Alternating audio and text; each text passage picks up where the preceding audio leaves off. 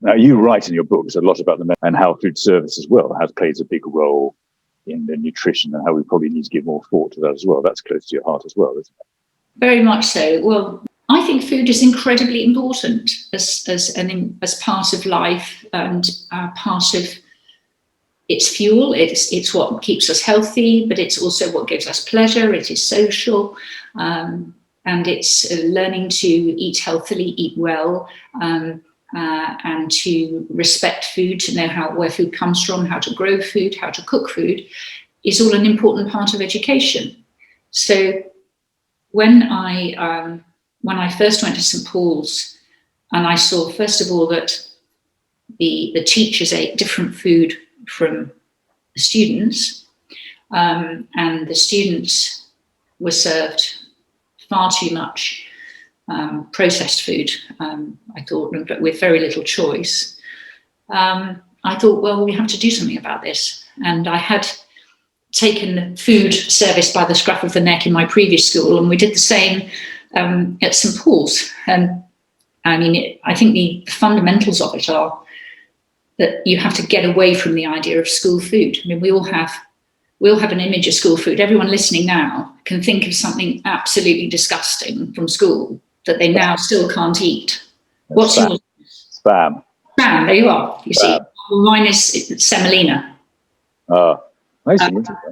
So we can all think of something absolutely disgusting that we can't bear to eat, and that's our image of school food. So you have to get rid of that idea completely, and have a kitchen which a really good chef wants to cook in, and then you have to provide the resources for them to do that. And over time, obviously, it's about having the right team, about showing a real interest. I spent a lot of time in the kitchens at St Paul's, swapping recipes. Are you a good cook?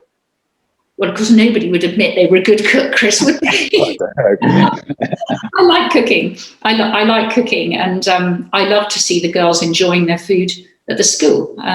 So I do think it's extremely important, and there is absolutely no reason why you can't have a meat choice, a vegetarian choice, a food theatre choice, a salad bar, a pudding that you would love your mother to make, but she probably never does, and fruit, all for a reasonable per capita cost if you source properly, and if you run an efficient service within the kitchen, and if you have motivated staff. We absolutely did it, and you can do it. So, and I think all children have a right to that, and all schools should be able to do that.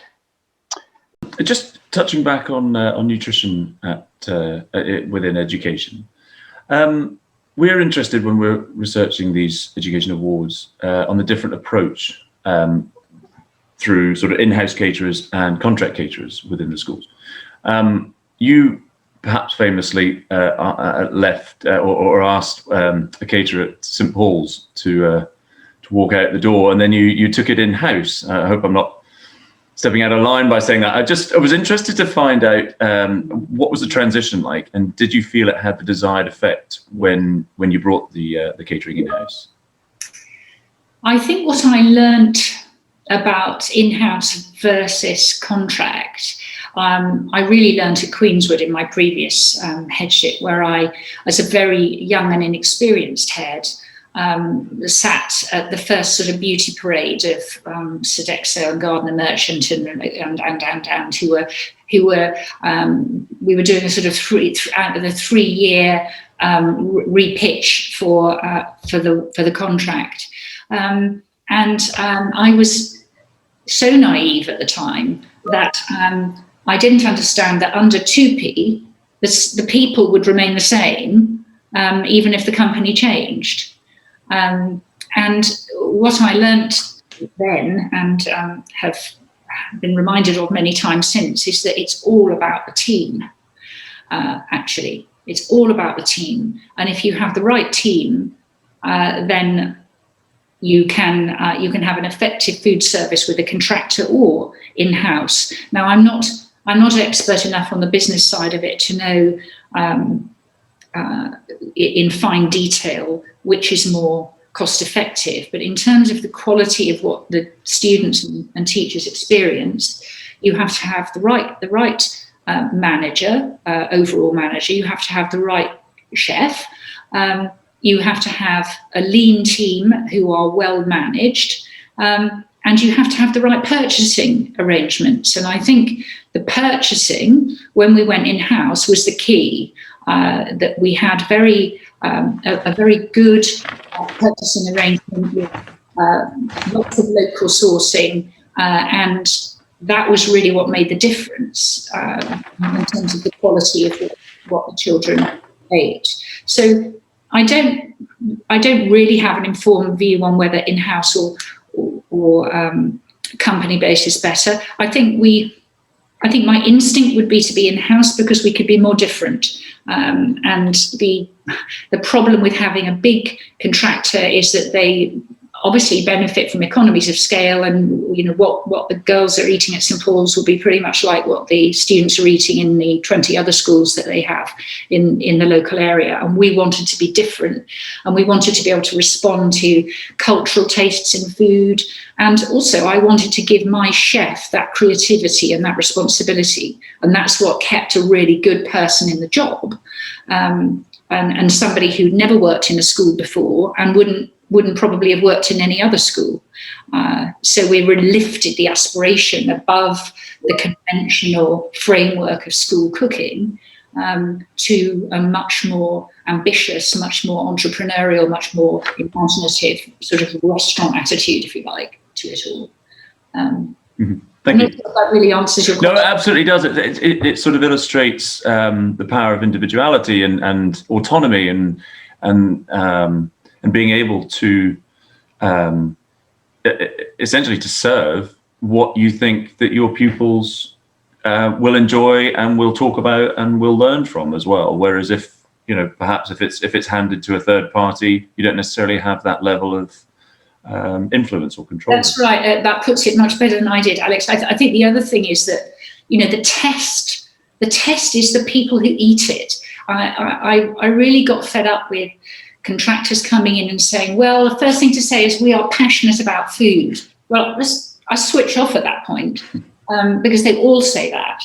And I actually don't care whether they're passionate about food. What I want to do is to cook food that the children are really looking forward to eating.